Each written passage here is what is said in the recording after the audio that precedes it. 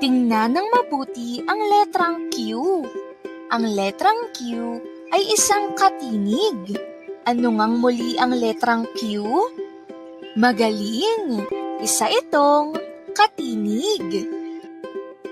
Subukan mo ngang isulat ang malaki at ang maliit na letrang Q sa hangin.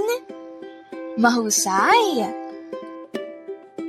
Ang letrang Q ay may tunog na ku, ku, ku.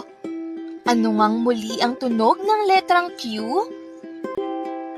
Mahusay! Ngayon naman, alamin natin ang mga salitang mayroong titik Q. Ano ang iyong nakikita sa larawan? Mahusay! Isa itong queen. Queen. Ito ay nagsisimula sa letrang Q.